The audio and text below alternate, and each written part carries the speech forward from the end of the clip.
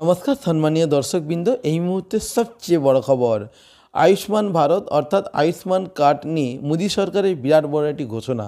আপনারা যারা এখনও পর্যন্ত আয়ুষ্মান ভারত বা আয়ুষ্মান কার্ড বানাননি অতি অবশ্যই বানিয়ে নেন। ফেব্রুয়ারি মাস থেকে বাধ্যতামূলক করবেন কেন্দ্রীয় সরকার। তো আরও বিস্তারিত আপনাদেরকে জানিয়ে দিচ্ছি, আপনারা ভিডিওটি একেবারে শেষ পর্যন্ত দেখুন।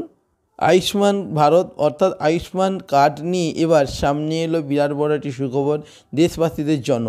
আয়ুষ্মান কার্ড নিয়ে একটি গুরুত্বপূর্ণ আপডেট দিল কেন্দ্রীয় সরকার।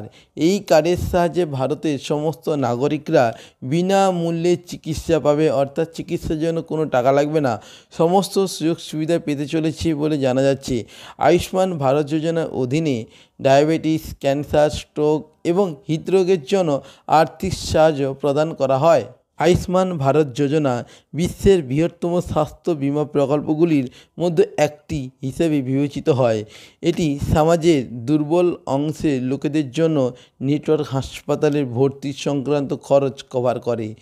এতদিন পর্যন্ত যারা চিকিৎসার সুবিধা থেকে বঞ্চিত থেকেছেন তাদেরকে সরকারের তরফ থেকে বিনামূল্যে সমস্ত চিকিৎসা সমস্ত ধরনের সুবিধা দেওয়া হচ্ছে এই আয়ুষ্মান ভারত বা আয়ুষ্মান কার্ডের মাধ্যমে।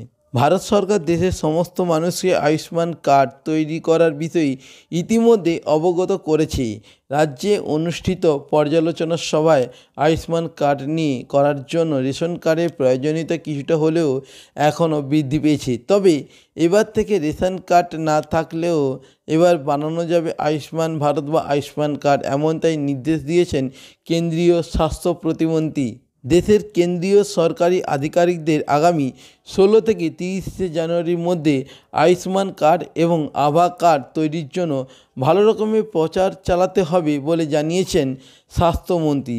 আগামী 15 জানুয়ারি থেকে বেশ কিছু কেন্দ্রীয় সরকারি দপ্তরে আধিকারিকদের নিয়ে এই বিষয়ে একটি বৈঠক অনুষ্ঠিত হয়েছিল।